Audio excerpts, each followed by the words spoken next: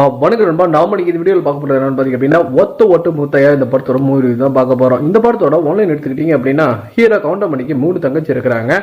இந்த 3 தங்கச்சியுமே 3 அண்ணன் தம்பி இருக்கிற வீட்டில் தான் கட்டி கொடுப்பேன் அப்படிங்கிற ஒரு குறிக்கோளோட இருக்கிறாரு. அது எதுக்காக அப்படின்னு ஒரு ஃபிளாஷ்பேக்லயுமே சொல்றாங்க. இவரோட ஆசை நிறைவேறிச்சா இல்லையா, அட்லாஸ்ட் கட்சியில் ஒரு சீட்டு கொடுத்து இவர் வந்துட்டு ஒரு தொகுதியில் ஜெயிச்சாரா இல்லையாங்கிறது படத்தோட மீதி கதையாக வந்துட்டு அமைச்சிருந்தாங்க. ஸோ இந்த படத்தில் வந்து பார்த்தீங்க அப்படின்னா ஹியூமர் சுத்தமாக எந்த இடத்துலையுமே ஒர்க் அவுட் ஆகல. என்னடா சொல்கிறேன், கவுண்டமணி நடிச்சா உனக்கு ஹியூமர் ஒர்க் அவுட் ஆகலையான்னு இங்கே கேட்கலாம்.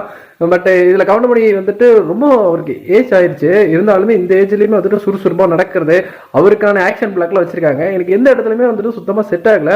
அவர் அடிக்கிற கவுண்டர்ஸ் எல்லாமே நிறைய வந்துட்டு பார்த்து பழக்கப்பட்ட மாதிரியே இருக்கிறதுனால எந்த இடத்துலையுமே எனக்கு இது ஒரு கவுண்டமணி படம் அப்படிங்கிற ஒரு ஃபீலே வந்து வர மாட்டேங்குது. இப்போ அவரோட பழைய படம்லாம் த்ரூ அவுட் எடுத்து பார்த்தா கூட அப்படி சிரிப்போம். இந்த இடத்துல அது வந்து மிஸ் ஆயிடுச்சு. இப்போ வடிவேல் ரீ என்ட்ரி கொடுத்து அவர் நடிச்சிட்டு இருந்தாமே அவரோட காமெடி பெருசாக ஒர்க் அவுட் ஆகல. அந்த மாதிரி தான் இந்த இடத்துல எனக்கு எந்த கவுண்டருமே சுத்தமாக சிரிப்பு வராமல் இருந்தது. இவங்க எடுத்துக்கிட்ட கதை திரைக்கதை ரெண்டுமே ரொம்ப சுமாராக இருந்தது. கவுண்டமணியோட முந்தைய படமான இந்த 49 ஒரு மாதிரி ரசிக்க முடியாதது. அதுலேயே அரசியல் கலந்து நிறைய வசனங்கள் பேசுவார். உண்மையாலுமே எனக்கு அந்த படம் பிடிச்சிருந்தது, நல்லா ரசிச்சு தான் பார்த்துருந்தேன். இந்த இடத்துலையுமே நிறைய அரசியல் டைலாக் வருது.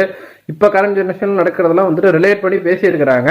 அது ஓகேவா அமைஞ்சிருந்தாலுமே எனக்கு இது ஒரு படமாகவே முழுசாக ஒரு சாட்டிஸ்ஃபேக்ஷன் இல்லாத ஒரு திரைப்படமாக தான் எனக்கு இந்த ஒத்த ஓட்டு முத்தையாங்கிறது அமைஞ்சிருந்தது. யோகி பாபு ஒரு சீன்ஸ் கூட பெருசாக எனக்கு எந்த இடத்துலையுமே காமெடி ஒர்க் அவுட் ஆகலை. இவங்க 2 பேர்த்தோட காம்போ எனக்கு சுத்தமாக செட்டும் ஆகலை. ஸோ நீங்கள் இதை விட பார்த்துருந்தீங்கன்னா உங்களுக்கு எப்படி போச்சு வந்து நம்மளோட கமெண்ட் செக்ஷனில் தட்டி விட்டுருங்க. என்னை பொறுத்தவரைக்கும் பிலோ ஆவரேஜான வாட்சாக தான் இருந்தது இந்த திரைப்படம். நன்றி, வணக்கம்.